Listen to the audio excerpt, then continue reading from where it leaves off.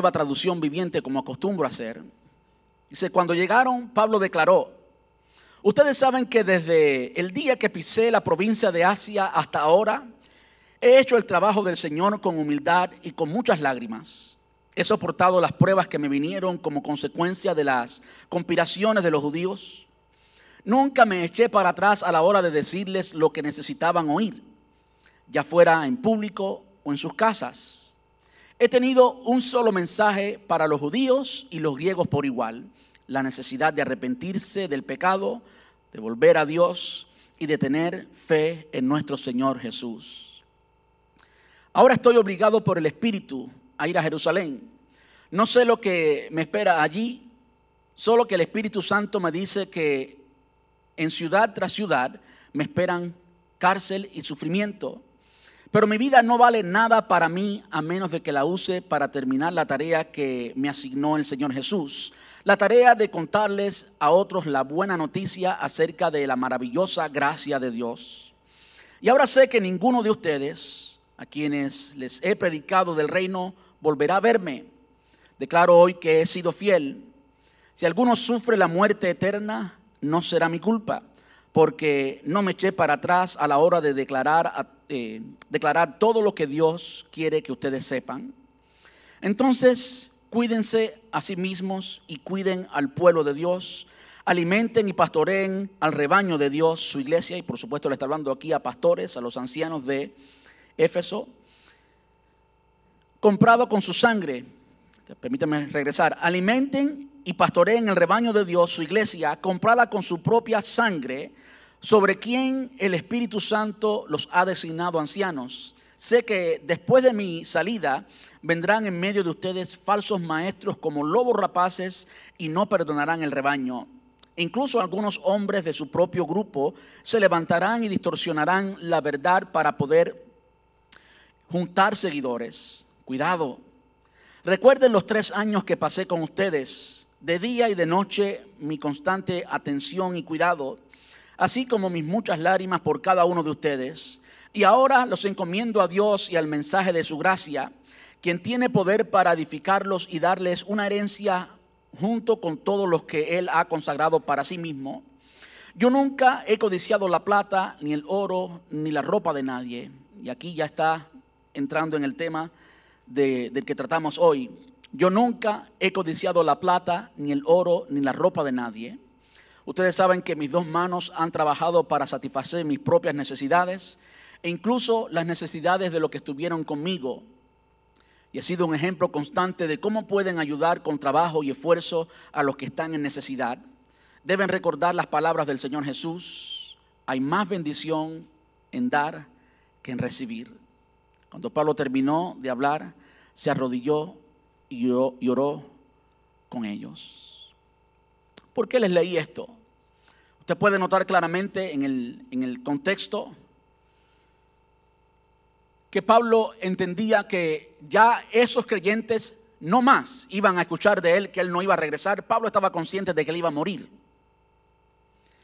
Esas eran las últimas palabras que él podía darles cara a cara a estos ancianos de Éfeso. ¿Y por qué eso es importante? Bueno, eso es importante porque nadie emplea palabras vanas cuando entiende que está dándole a una persona las últimas palabras de su vida, ¿sí o no? Nadie emplea palabras vanas en un momento como ese. Pablo le está dando a ellos ciertas instrucciones que son importantes para ellos. Y ahora yo me pregunto, ¿por qué será que en esas instrucciones él le habla tanto de su ejemplo a la hora de vivir y esforzarse para ganar por encima de lo que él podía recibir de parte de ellos? Estamos hablando de finanzas. Si usted no sabe, el apóstol Pablo, además de ser apóstol y entregarse completamente, estar completamente dedicado a la obra del Señor, lo cual merita paga. Cuando él escribe a la iglesia en Corinto, que era una de las iglesias que más cuestionaba su autoridad como apóstol y si debían darle o no, pues él explica esto y él habla mucho de este concepto, que para él era un derecho, pero que él cedía ese derecho por amor a la obra del Señor. El apóstol Pablo pues además de dedicarse a la obra del Señor y hacerlo sin ningún interés, aunque él podía exigirlo por el derecho que tenía, él no lo exigía. Era uno de los otros derechos que él rendía, que él entregaba por amor a la iglesia. Y hablándoles de eso,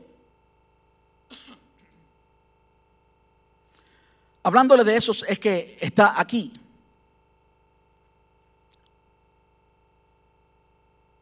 Perdón.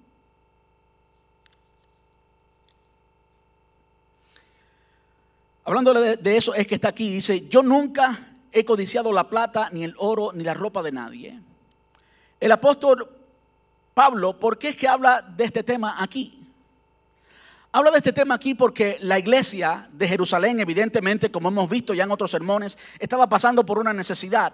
El apóstol Pablo, absolutamente a toda iglesia que llegó, les habló acerca de esta necesidad y estaba levantando ofrendas para estos que estaban allí en Jerusalén, y a la hora va de regreso de nuevo a Jerusalén a llevar ofrendas y ayudar a esta iglesia en Jerusalén. Como se trataba de plata, Pablo tenía que, o quería, enseñarles a esta iglesia a dar. Y esto me ayuda a entender una vez más el hecho de que si el diezmo, por ejemplo, hubiera sido algo instituido, muchas personas dicen que el diezmo, pues la iglesia tiene que hacerlo, porque el Señor Jesús no habló nada de eso, que los evangelios no dicen nada de eso, que la historia de la iglesia no dice nada de eso, y lo que ellos entienden por el silencio es que pues se continúa todo lo que el Antiguo Testamento enseñaba. Y yo digo, el judío diezmaba hasta la menta y el comino. El Señor lo dice literalmente, ¿sí o no? Ustedes diezman hasta la menta y el comino.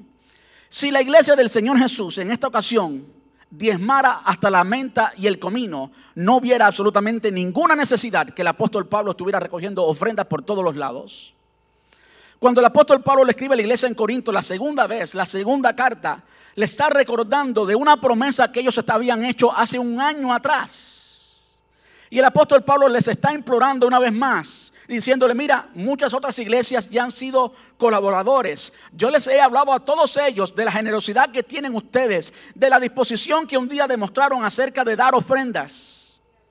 Entonces, él está diciendo: no me dejen, no me defrauden, porque yo he hablado muy bien de ustedes. Ahora cumplan aquel compromiso que ustedes hicieron. ¿Verdad? Cumplan aquel compromiso que ustedes hicieron. De modo que yo me digo, si todos los cristianos hubieran dado siempre el diezmo, no hubiera tenido el apóstol Pablo que hacer todas estas cosas para llevar una ofrenda digna a Jerusalén.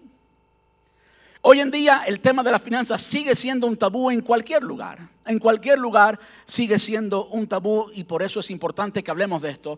¿Qué acompañaba al apóstol Pablo y qué yo, con toda humildad, pero al mismo tiempo con toda sinceridad y con toda moral, puedo decir? Exactamente lo que el apóstol Pablo decía aquí: yo nunca he codiciado la plata, ni el oro, ni la ropa de nadie. Nadie puede levantar un dedo por eso. Nadie podía levantar un dedo contra el apóstol Pablo, y yo me siento bien a yo poder decir lo mismo. Nadie puede decir que el pastor Alain López se ha vuelto rico porque la iglesia le ha, y no se trata de mí.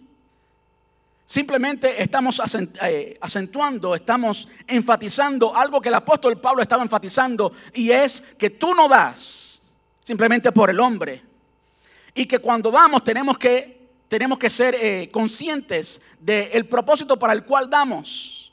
Si usted está dando para una misión y pues el líder de esa misión de repente no hace ningún otro negocio y se convierte en millonario, pues ¿de dónde salieron los millones? Por supuesto salieron de sus ofrendas, de modo que la persona no es una persona de Dios. Es por eso que el apóstol Pablo hace énfasis en esto, y es por eso que a veces yo, a pesar de ser algo tan incómodo de hablar, también lo digo.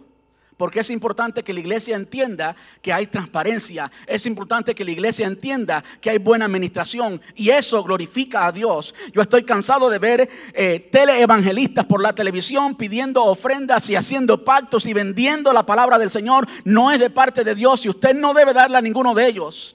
Pero cuando usted es parte de una iglesia en la que hay buena administración, cuando usted quiere dar para un ministerio y hay buena administración en ese ministerio, sea libre a la hora de dar. Y eso es lo que el apóstol Pablo está diciendo aquí. En sus últimas palabras, ¿habrá tenido el apóstol Pablo algo más importante, algo más espiritual y menos carnal, algo menos mundano que hablar? No, esto era importante. Esto puede parecer mundano, pero habla mucho de la condición del corazón del hombre. Y por eso Pablo les habla de eso. Dice, ustedes saben que mis dos manos han trabajado para satisfacer mis propias necesidades, incluso las necesidades de los que estuvieron conmigo. Y he sido un ejemplo constante de cómo pueden ayudar con trabajo y esfuerzo a los que están en necesidad. Entonces les dice algo que también tiene mucho significado. Dice, deben recordar las palabras del Señor Jesús: hay más bendición en dar que en recibir. Más bienaventurada cosa es dar que recibir. ¿Por qué eso es tan importante?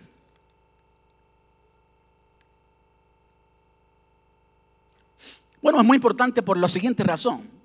Si usted estudia su palabra y usted trata de buscar una referencia, ¿dónde es que el Señor Jesús dijo hay más bienaventuranza en dar que en recibir? O hay más bendición en dar que en recibir. Si usted lo busca, no lo va a encontrar. Hubieron 4 evangelistas que nos narraron la historia de Jesús: Mateo, Marcos, Lucas y Juan, los evangelios. Y usted lo busca en todos ellos y nunca lo va a encontrar. ¿Será esto un error de Lucas cuando le estaba escribiendo a Teófilo? El libro de Hechos fue escrito por Lucas, ¿verdad que sí? ¿Habrá sido un error ya que Lucas no era uno de los que estaba allí con Jesús? No. Al final el apóstol Juan, al final de su evangelio, nos dice que si todos los milagros y las cosas que Jesús hizo se hubieran escrito, no hubieran cabido en los libros de aquel entonces. De modo que hubieron muchas cosas que Jesús dijo que no estuvieron registradas en los evangelios. No quiere decir que Jesús no las dijo. El hecho de que no esté registrado en los evangelios no quiere decir que Jesús no lo dijo. ¿A qué conclusión podemos llegar cuando miramos ese pasaje, cuando miramos esa cita? Y ahora el apóstol Pablo le está diciendo a estos cristianos de Éfeso, no es un charlatán quien está hablando, ni tampoco le está hablando a personas que no entienden palabra y que no aman al Señor. Es el apóstol Pablo hablando a pastores y les dice, deben recordar las palabras del Señor Jesús que dijo, hay más bendición en dar que en recibir. ¿Por qué el apóstol Pablo habrá seleccionado esto como despedida a estos cristianos de Éfeso? De repente eso tenía importancia.